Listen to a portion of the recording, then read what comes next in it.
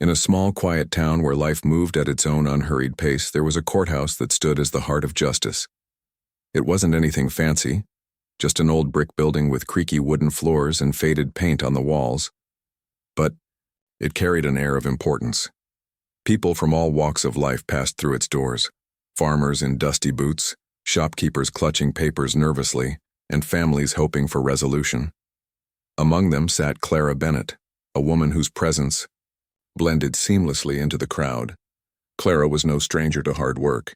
She had spent most of her life doing what needed to be done, raising 2 children after her husband left, working long hours at the local bakery, and volunteering at community events whenever she could spare the time. Her hands were calloused from years of kneading dough, but they also bore the ink stains of someone who loved to write late into the night. In her free moments, Clara scribbled notes about fairness, kindness, and how people treated one another. To anyone watching, she seemed like just another face in the crowd, unremarkable and ordinary. On this particular morning, however, Clara wasn't here by choice. A letter had arrived in her mailbox a week earlier, summoning her to appear in court over a parking ticket dispute. What started as a simple misunderstanding, a car parked slightly over a line during a snowstorm, had escalated into something far more complicated when the city decided to press charges for repeated offenses. Clara knew she hadn't broken any rules intentionally, but now she found herself sitting in the cold, sterile courtroom waiting for her name to be called. The room buzzed with activity. Lawyers whispered to clients. Clerks shuffled stacks of files, and the low hum of murmured conversations filled the space. Clara clutched her notebook tightly, her knuckles white against the worn leather cover. Inside were pages filled with her thoughts, reminders of why she believed she was right, and even a few sketches she'd doodled while trying to calm her nerves. Despite her anxiety, she reminded herself to stay composed. This is just a formality, she thought. They'll see I didn't do anything wrong. But as the minutes ticked by, Clara couldn't help but notice the atmosphere around her. The judge presiding over today's cases was Judge Harrison, a man infamous for his sharp tongue and lack of patience. Stories about him were legendary. In the town, he once fined a teenager for wearing ripped jeans in his courtroom, claiming it showed disrespect for authority. Another time, he scolded a grandmother for bringing her crying grandchild into the gallery, saying it disrupted the dignity of the proceedings. Everyone feared Judge Harrison, and Clara couldn't shake the feeling that she might become his next target. Her stomach churned as she watched case after case unfold before her. Each person who approached the stand seemed to shrink under Judge Harrison's piercing gaze. His voice boomed across the room, cutting down arguments with ruthless efficiency.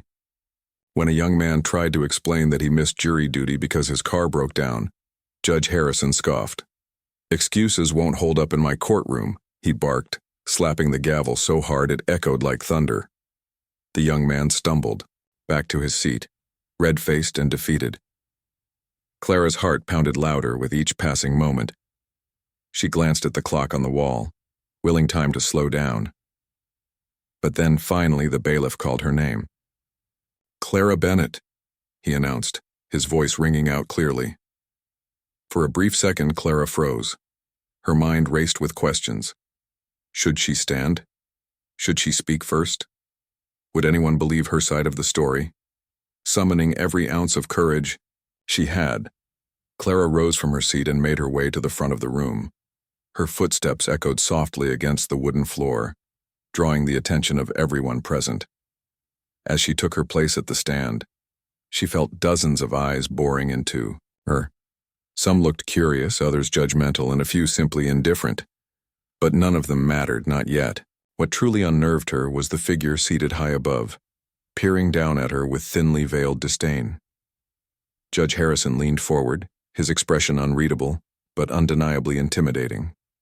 He adjusted his glasses and flipped through the file in front of him, taking his sweet time before speaking. Clara swallowed hard, her throat dry. She wanted to say something, to defend herself preemptively, but she knew better than to interrupt.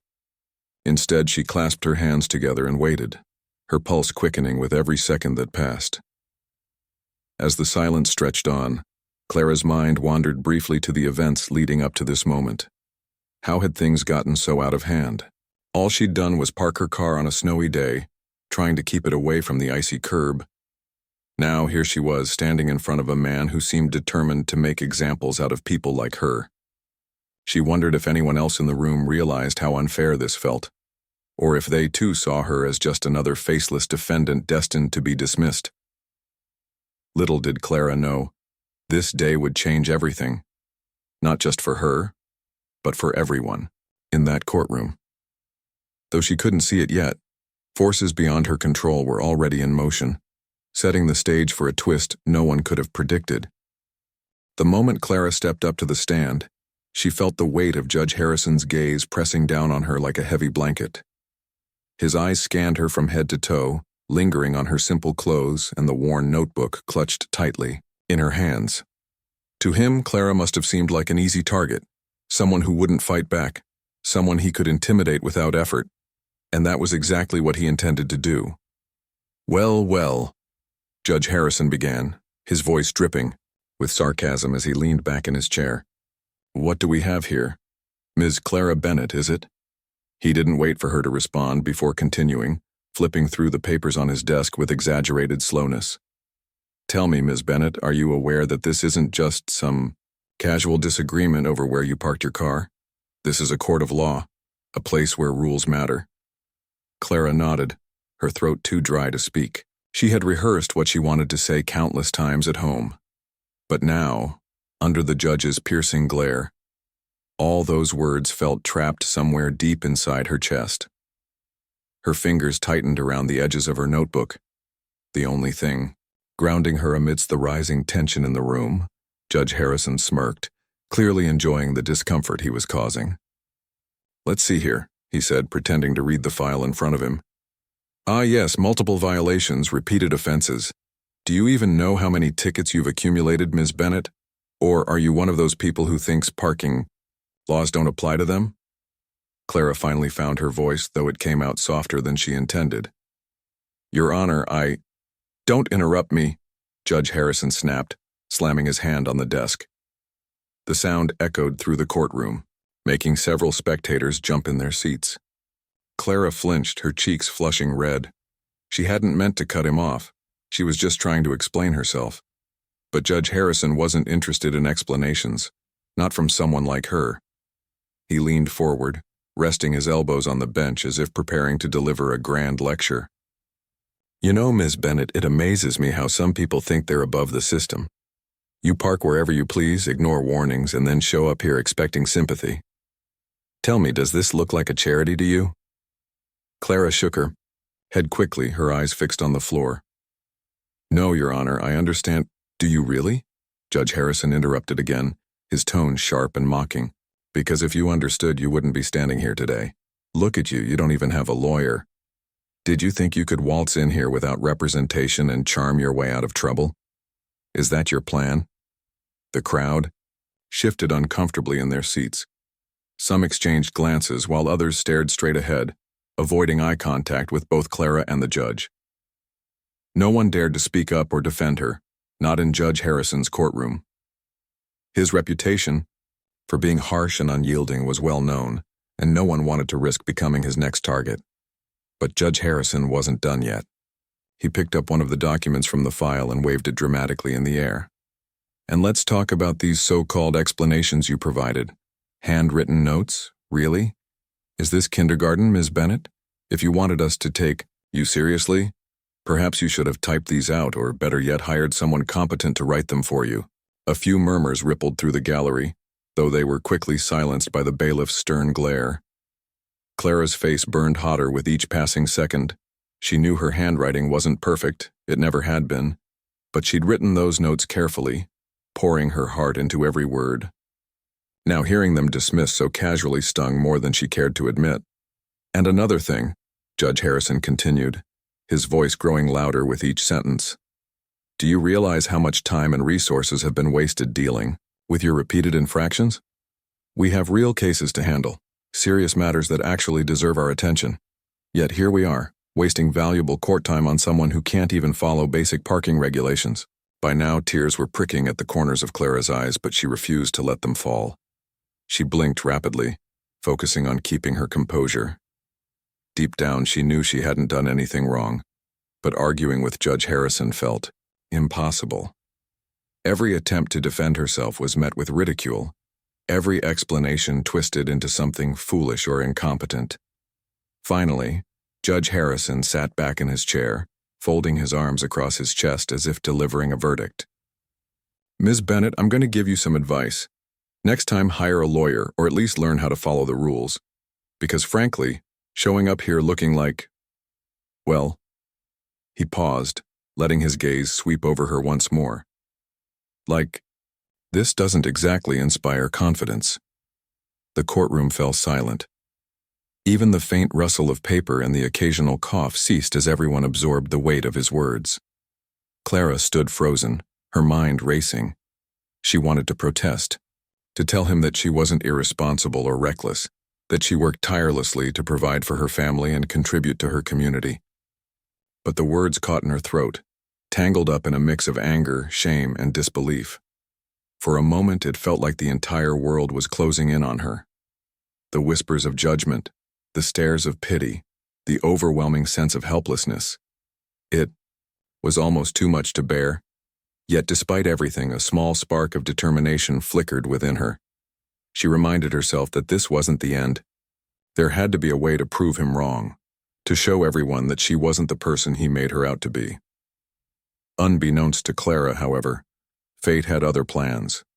Just as Judge Harrison reached for his gavel, ready to deliver what he believed would be a decisive blow, the heavy oak doors of the courtroom burst open.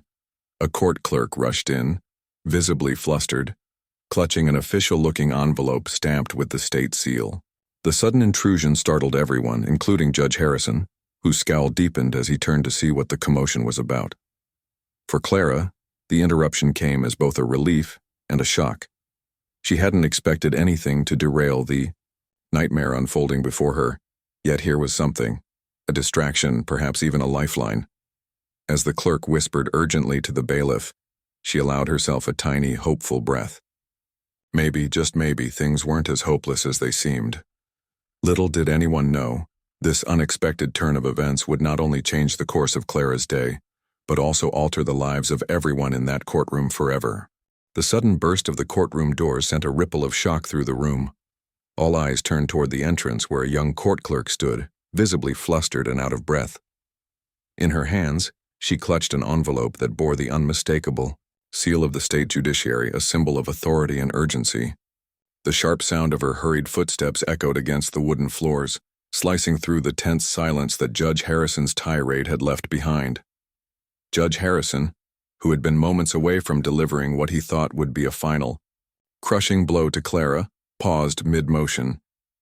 His gavel hovered in the air as his eyes narrowed at the interruption. "What is the meaning of this?" he barked, his voice laced with irritation.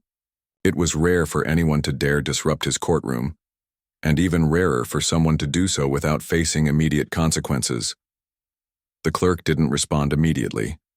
Instead, she glanced around the room, her gaze darting nervously between Judge Harrison, Clara, and the spectators seated in the gallery.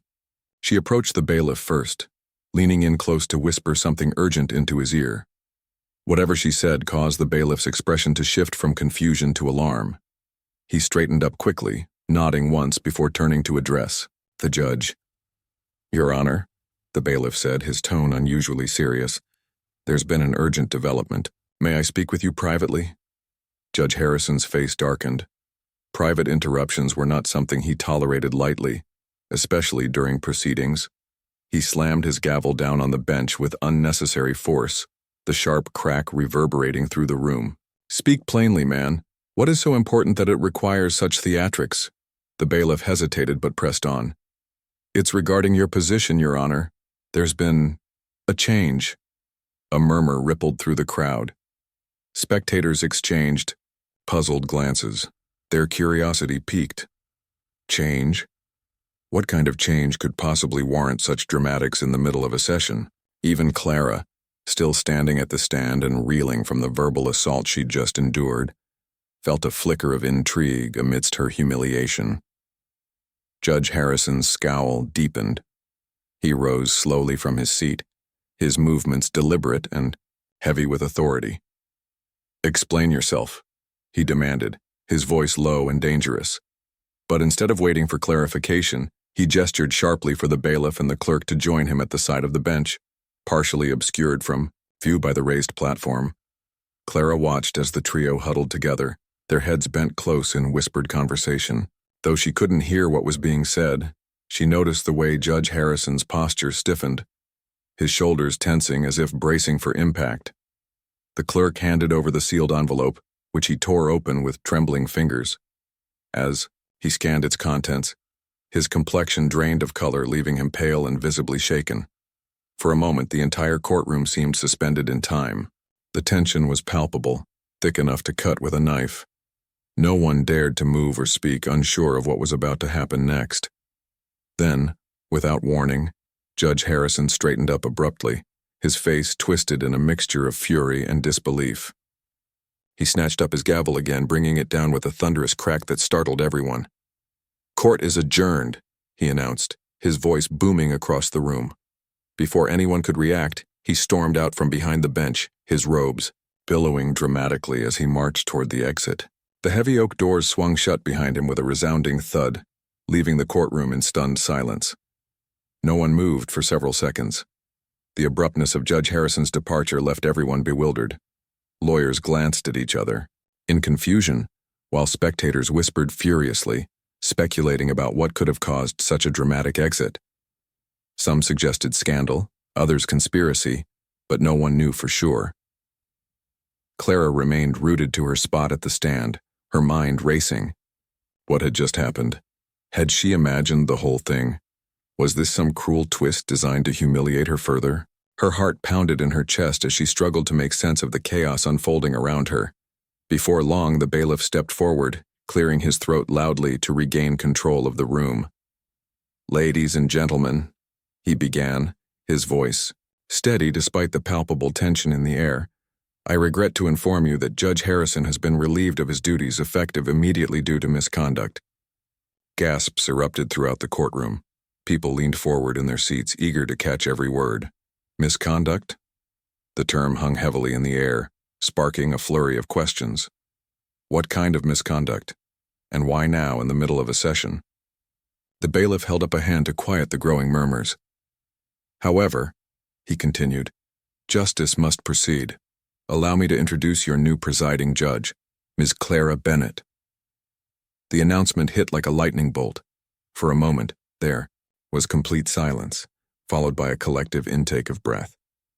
Every head in the room swiveled toward Clara, who stood frozen at the stand, her eyes wide with shock. She stared back at the crowd, her mind struggling to process what she had just heard.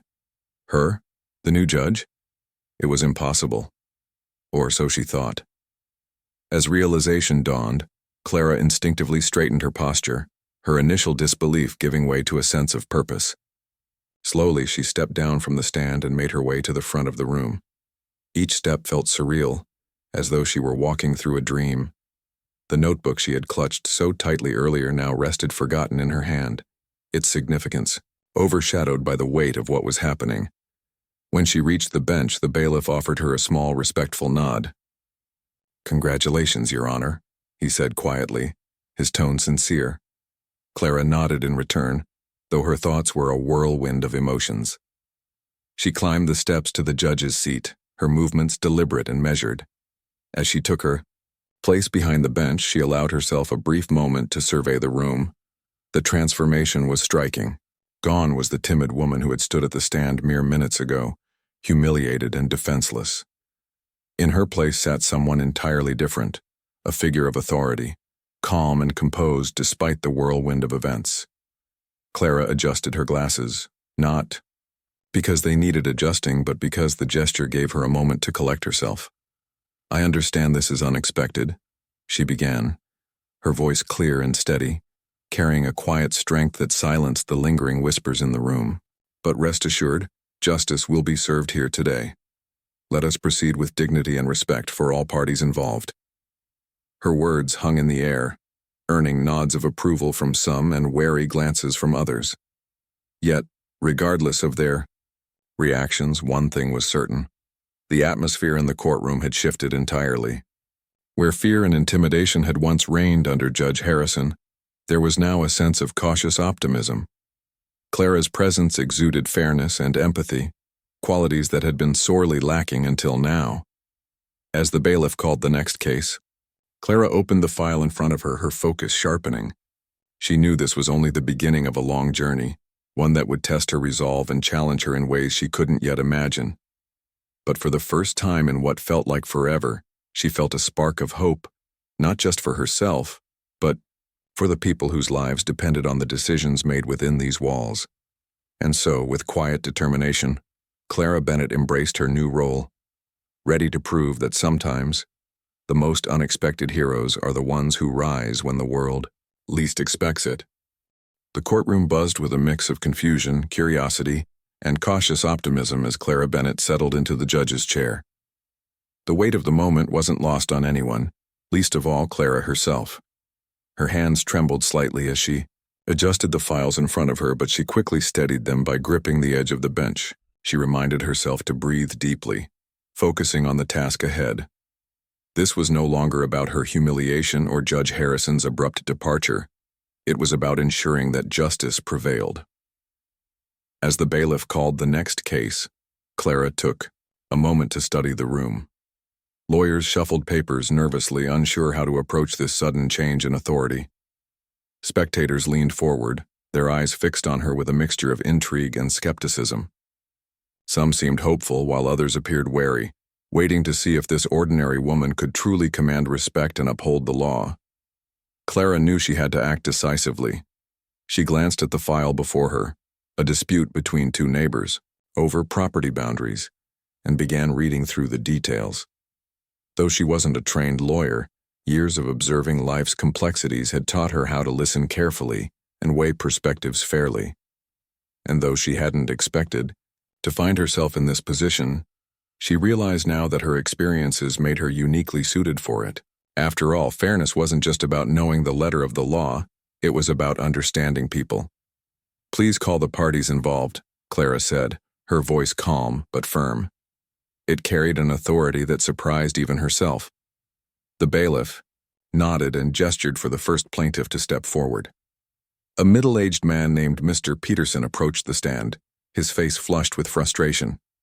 He launched into his argument without preamble, speaking rapidly and gesturing wildly as he described how his neighbor, Mrs. Grayson, had encroached on his land by planting a hedge too close to the shared fence line. Clara listened intently, jotting down notes in her worn notebook. When Mr. Peterson paused to catch his breath, she looked up and asked a simple question.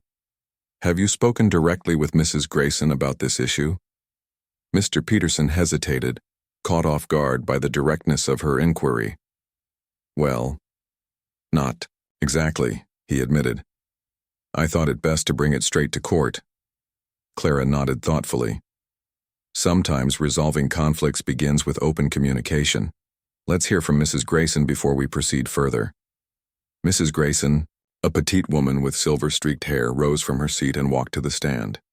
Unlike Mr. Peterson, she spoke softly but confidently, explaining that the hedge was meant to provide privacy for her backyard and insisting that it did not cross onto his property.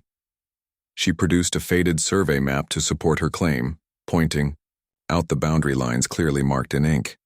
Clara studied the map closely, asking clarifying questions to ensure she understood both sides of the argument. Then she turned her attention to the lawyers present, requesting additional documentation and any relevant legal precedents. What struck everyone in the room was her methodical approach. She didn't rush to judgment or allow emotions to cloud her reasoning. Instead, she treated each person with dignity, acknowledging their concerns while remaining focused on finding a solution.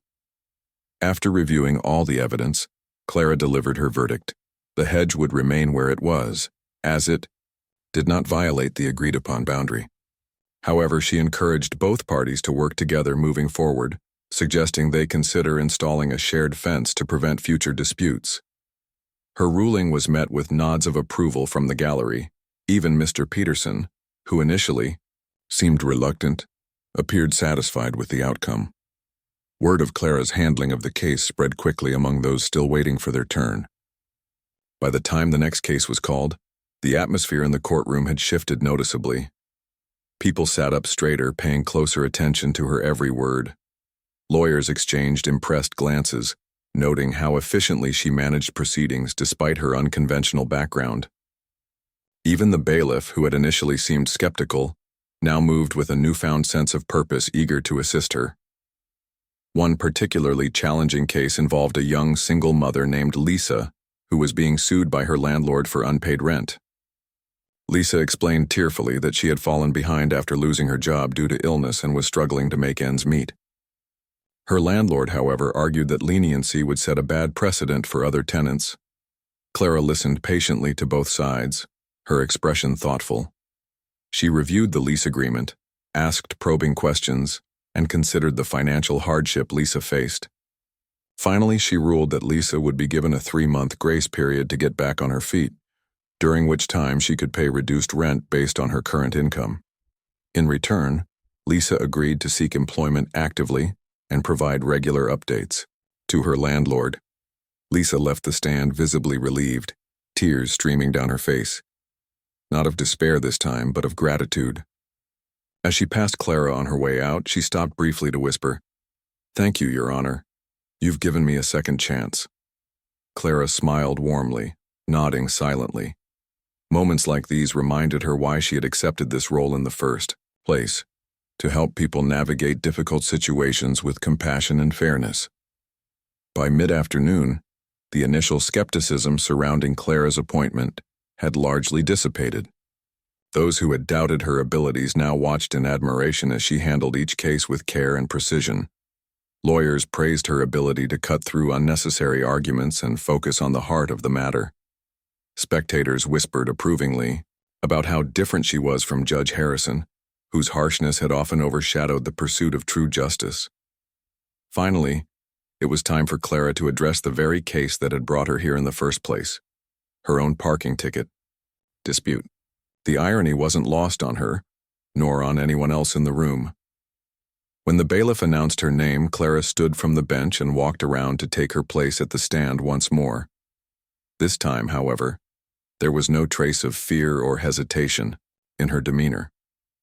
She carried herself with quiet confidence, meeting the eyes of those watching without flinching. She began by summarizing the facts of the case: the snowy conditions, the unclear signage, and the lack of prior warnings.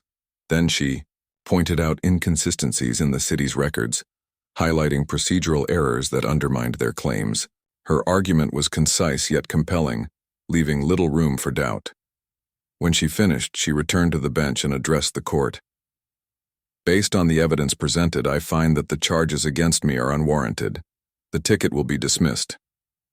There was a collective murmur of approval from the gallery, followed by spontaneous applause. Clara raised a hand to quiet the room, her expression serious despite the warmth in her eyes. Let this serve as a reminder that laws exist to protect and guide us, not to punish unfairly. As the session drew to a close, Clara felt a profound sense of fulfillment. She had entered the courthouse that morning as a humiliated defendant, unsure of what lay ahead. Now she left it as a respected figure of authority, having earned the trust and admiration of those around her. The journey was far from over, but she knew one thing for certain. Justice wasn't just about rules and regulations. It was about listening, understanding, and striving to do what was right, even when the odds seemed stacked against you. And so, with a renewed sense of purpose, Clara prepared to face whatever challenges tomorrow might bring, knowing that she had already begun to leave her mark on the world. The news of Clara Bennett's extraordinary rise spread like wildfire through the small town. By evening, conversations in diners, grocery stores, and coffee shops revolved around the unassuming woman who had walked into the courthouse as a defendant and emerged as its new judge. Social media buzzed with posts sharing snippets of the day's events, some accompanied by grainy photos taken on phones during the proceedings. Local journalists scrambled to piece together her story, eager to understand how someone so seemingly ordinary could step into such an extraordinary role. Clara herself was unaware of the growing attention at first. After dismissing the final case of the day, She spent hours in the judge's chambers reviewing files and familiarizing herself with the responsibilities of her new position. The weight of her sudden promotion hadn't fully sunk in yet. All she could think about was ensuring she was prepared for whatever came next. She knew that while today's session had gone well, tomorrow would bring fresh challenges and possibly renewed scrutiny from those skeptical of her qualifications. The following morning, Clara arrived at the courthouse early, determined to start the day on solid footing. As she stepped inside, she noticed something different immediately. People greeted her warmly, their expressions filled with respect and admiration. A young clerk approached her hesitantly, holding out a cup of coffee. "Thought you might need this, Your Honor," he said shyly. Clara smiled, touched by the gesture. It was a small act of kindness, but it reminded her that she wasn't alone. There were people willing to support her. As the courtroom filled once again, Clara took her seat behind the bench, her demeanor calm and composed. The atmosphere felt lighter than the previous day, less tense and more hopeful. Lawyers who had initially been wary of her now addressed her with deference, presenting their cases clearly and concisely.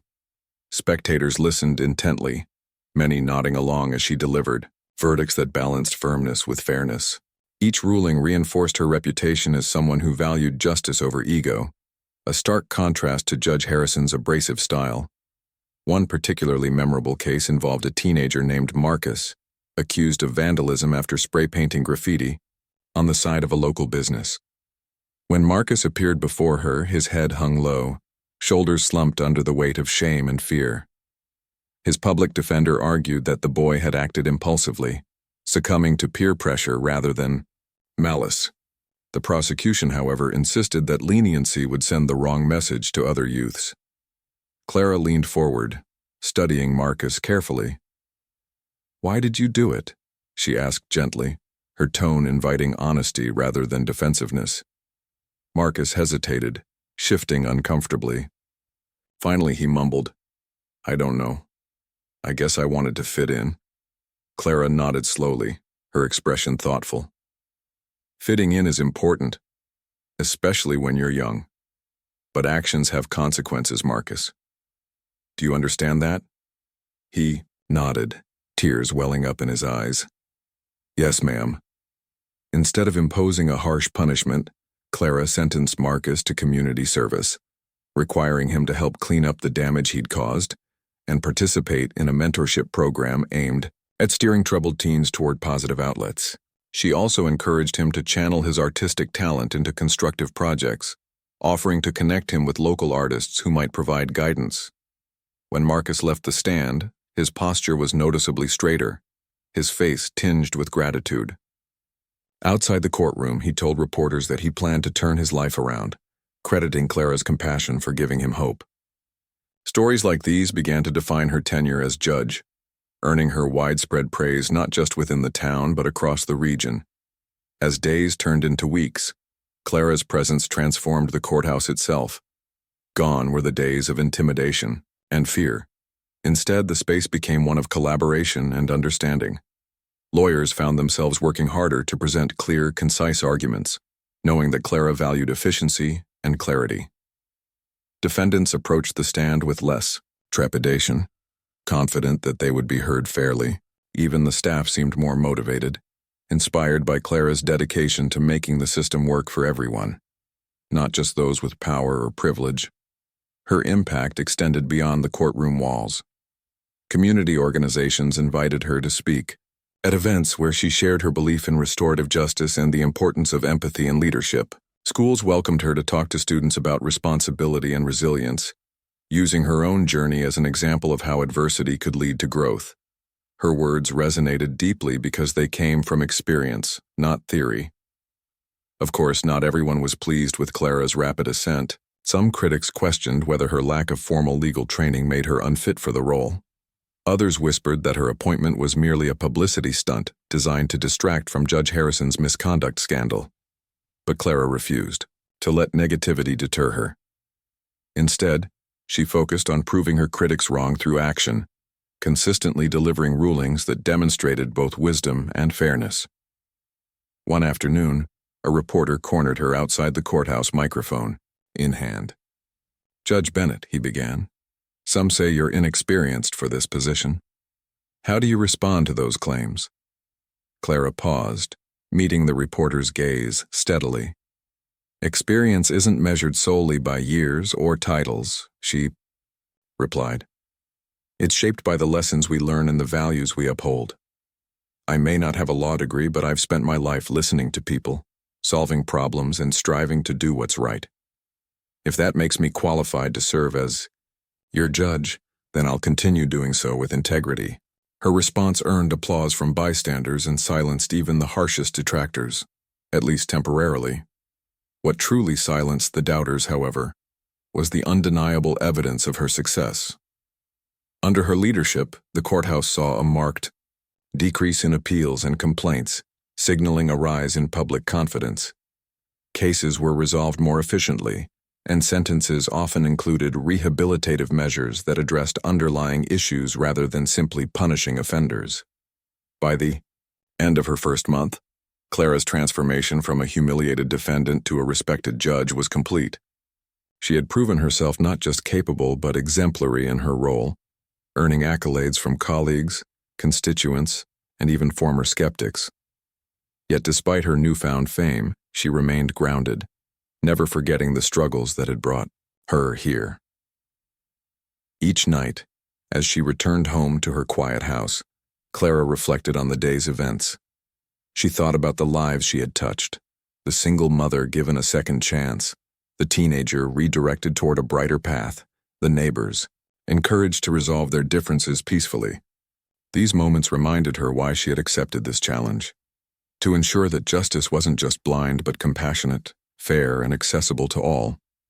And though she knew there would always be obstacles ahead, Clara faced them with unwavering determination.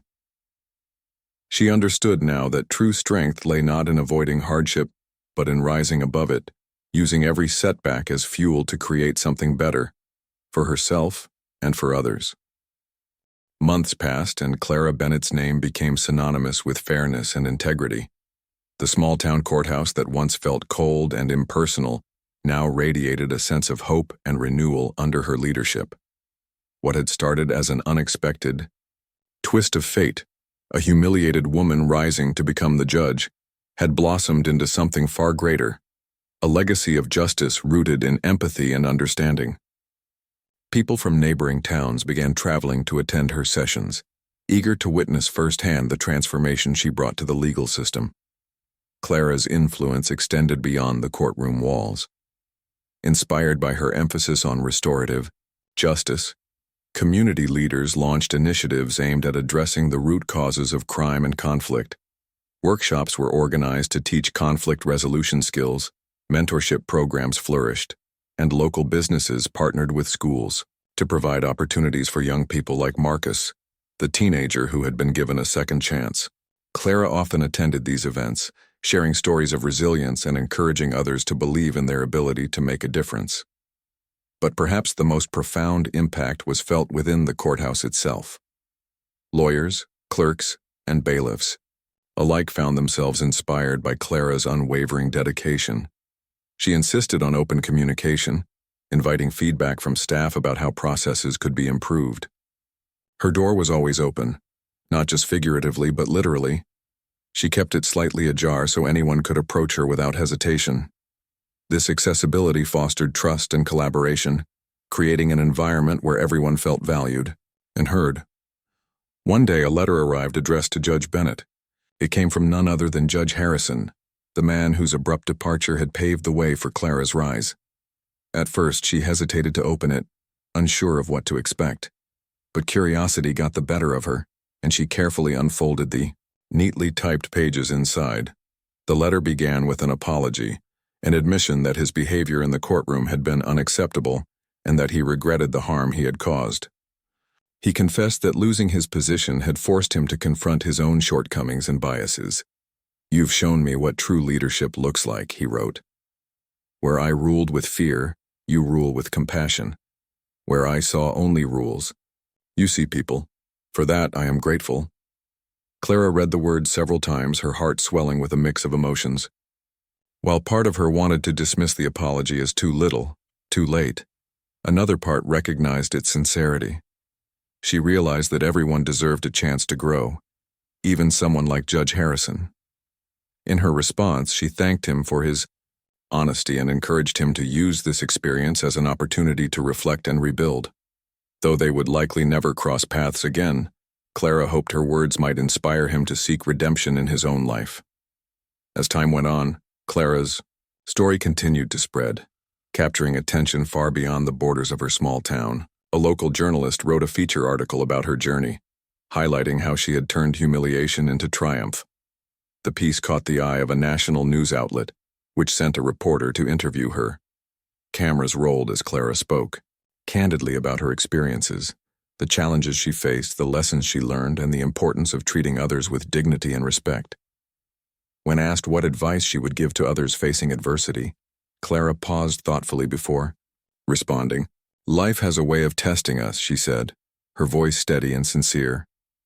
"Sometimes it feels like the world is conspiring against us, pushing us down when all we want to do is stand tall.